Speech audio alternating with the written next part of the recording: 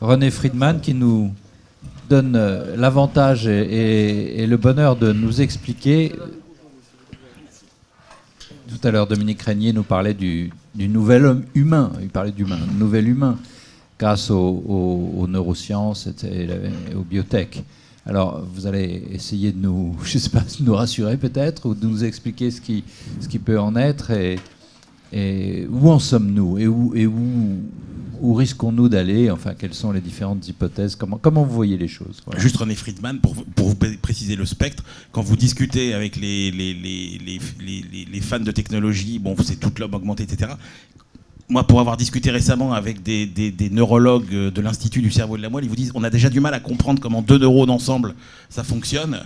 Et donc on se dit, bah, d'un côté, il y a des gens qui vous disent ça, de l'autre, ils vous disent qu'on va faire des intelligences artificielles. Vous voyez, le spectre est large aujourd'hui. Où est-ce qu'il faut s'arrêter ? Alors, ce que je pourrais dire, c'est que j'ai l'impression qu'il y a 4 hommes nouveaux qui existent un peu sur Terre. Enfin, un qui a toujours existé, c'est l'homme réparé. Je vais distinguer l'homme réparé, l'homme connecté, l'homme augmenté, l'homme transformé. L'homme réparé, il a toujours été, c'était le principe de la médecine, mais disons que plus récemment, il est réparé avec des interventions comme la prothèse de hanche, comme les greffes d'organes, comme la fécondation in vitro, comme les exosquelettes, enfin des choses qui sont quand même beaucoup plus importantes que la médecine traditionnelle. Et ça, finalement, on revient à la case départ. C'est l'homme que l'on répare, qui n'est pas toujours guéri, d'ailleurs, en termes médicaux, mais qui dépasse son handicap. Il y a plus récemment l'homme connecté, avec l'apparition de la e-santé, qui a un intérêt, c'est qu'il permet d'avoir certaines informations. Les informations qu'on avait, mais disons on les a en continu, et puis la personne peut elle-même connaître son hypertension, traiter son diabète. Par exemple, il y a des choses intéressantes. Par contre, ce sont des informations, pour reprendre la table ronde précédente, qui peuvent être utilisées. Elles peuvent être utilisées pour des bonnes notes, pour les assurances, ou pour des accès à tel ou tel service. Donc, la connexion, c'est en même temps un gadget parfois, c'est une information qui peut être intéressante en continu, et puis parfois même certaines aides à la thérapeutique, mais ça peut être aussi retourné avec une approche plus contraignante des données médicales aux yeux et aux yeux de tout le monde, et donc utilisées par différentes puissances que vous avez évoquées précédemment.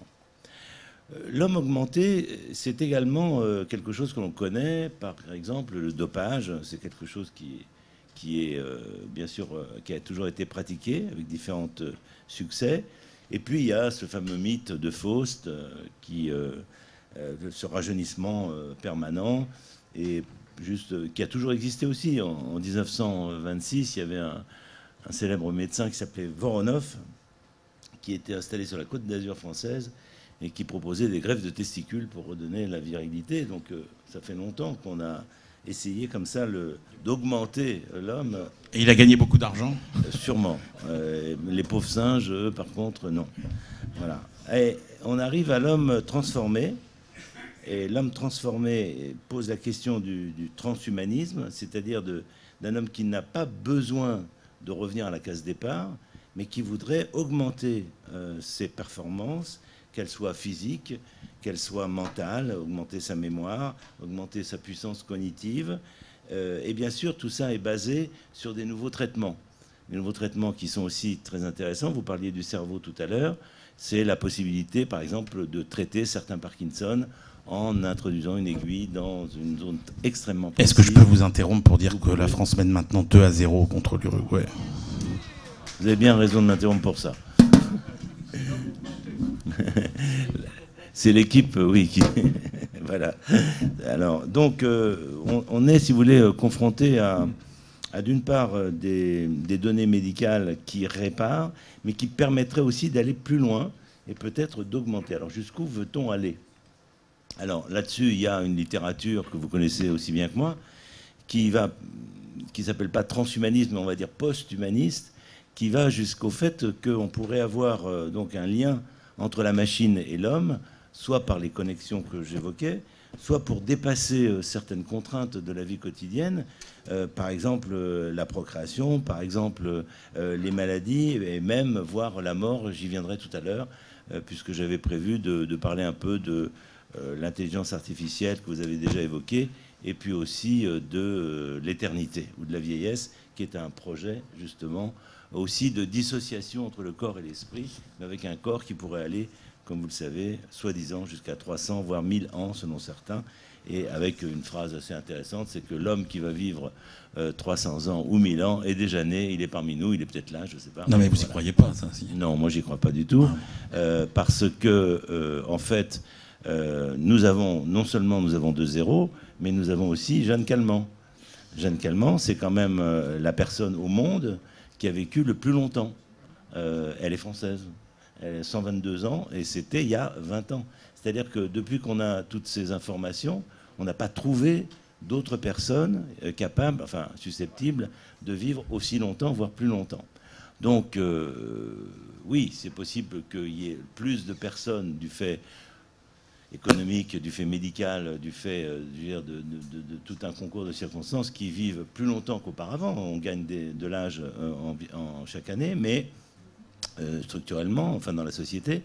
Mais néanmoins, ce qui compte beaucoup, et c'est là qu'arrive l'histoire de la réparation de l'augmentation, c'est vivre longtemps, mais en bonne santé, avec toutes les capacités. Et c'est là, on pourrait penser que si effectivement on trouvait quelque chose qui puisse augmenter ces compétences que nous évoquions tout à l'heure, qu'elles soient physiques, cognitives ou mentales, et je pense en particulier à la mémoire, voilà, comment va se faire le débat? Est-ce qu'on le fait? Est-ce qu'on ne le fait pas?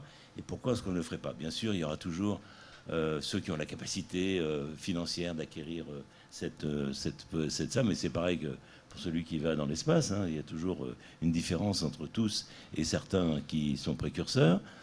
Alors, il va falloir qu'on aborde des problèmes éthiques. Les techniques vont exister pour augmenter la mémoire, pour augmenter ce que vous appelez Alors, c'est toujours difficile.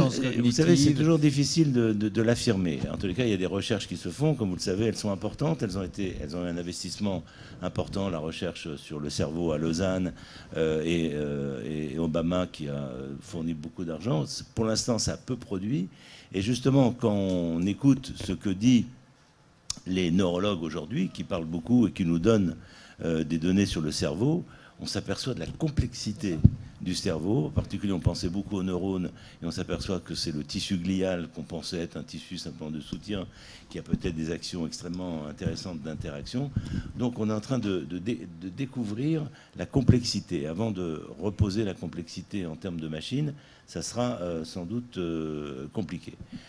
Pour peut-être insister sur 2 points, la différence entre la machine et l'humain, c'est quand même le sentiment. Alors je sais qu'il y a eu ce film que vous connaissez sans doute qui s'appelle Her et qui est le lien entre un homme et une machine-femme, Samantha, qu'il y a des développements, mais il est très déçu à la fin, puisque vous savez, Samantha avait en fait 15 000 amants, tous s'étant fait piéger. Enfin voilà, c'est une reproduction de ce qui peut arriver parfois.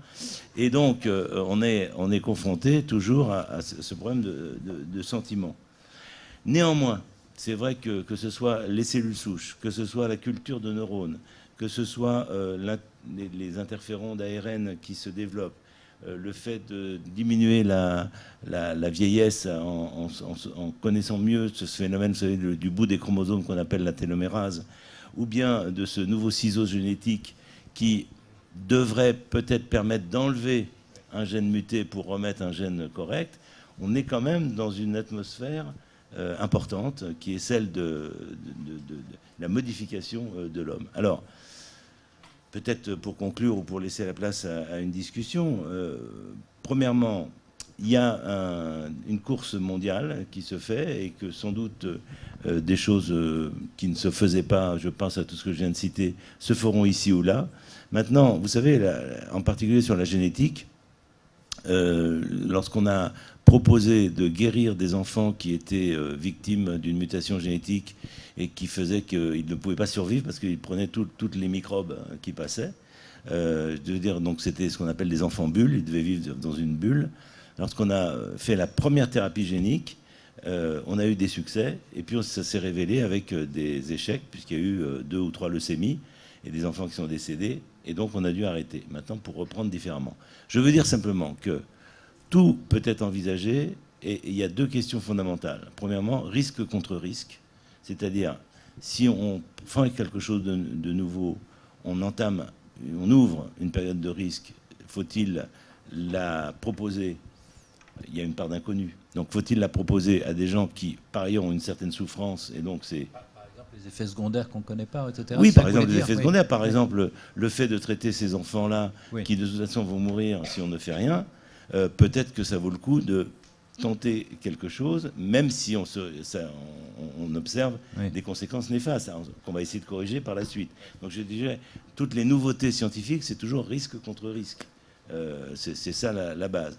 Le deuxième élément de réflexion, et il est plus éthique, c'est de savoir, indépendamment, même s'il n'y avait pas de risque, est-ce que c'est délétère pour la conception qu'on se fait des rapports humains, de l'homme en particulier. Donc ce côté délétère doit être réfléchi et mis en avant. Ça peut être la seule option qui peut peut-être l'iner. Attendez, est-ce que vous y croyez à ça? C'est-à-dire, ce que vous dites, si c'est délétère, mais s'il y a une course mondiale, quelle serait l'autorité éthique mondiale? Non, je vais vous donner quelques exemples. Qui va interdire ça? Je vais vous donner un exemple. Oui, alors sur le plan mondial, et c'était effectivement le titre de la question, c'est bien difficile.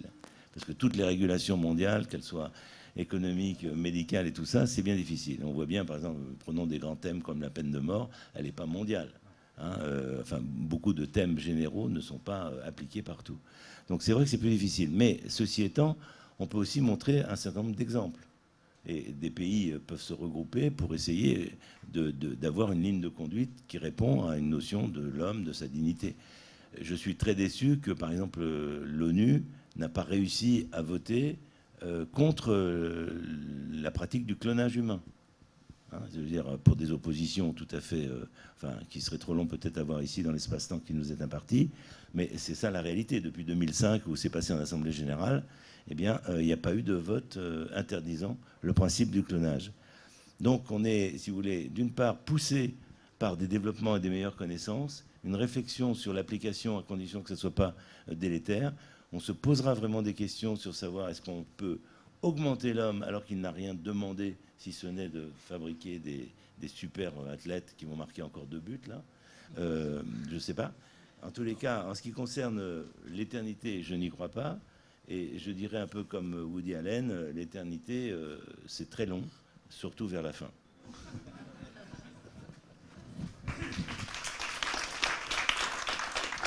Et vous avez vécu tout ça, quel est votre sentiment profond? Vous restez assez optimiste sur... Oui. Oui, je suis optimiste. Je veux dire, je pense, si vous voulez, qu'on a... Vous savez, moi j'ai vécu effectivement des ruptures, des transgressions. C'est-à-dire que ce qui était de fabriquer un bébé in vitro, c'était une vraie transgression. Mais en fait, on s'aperçoit qu'on arrive, et c'est comme ça sur toutes les inventions scientifiques. Vous le savez mieux que moi, le premier ordinateur, ça fait 50 ans, je dirais, voilà. On arrive à métaboliser quand même les choses à condition, alors c'est ça qui m'importe, à condition qu'on reste dans un jeu démocratique. C'est ça qui est tout l'enjeu qui était évoqué dans vos tables rondes, qui n'est pas garanti, qui demande une vigilance, mais je dirais c'est plutôt dans ce sens-là que toutes les grandes étapes de découverte, de rupture, si vous voulez, de la technologie ont été finalement intégrées, mais avec toujours des risques. L'énergie atomique, c'est un risque qui demeure, et c'est pas la Corée du Nord et d'autres ou l'Iran qui vont nous dire le contraire.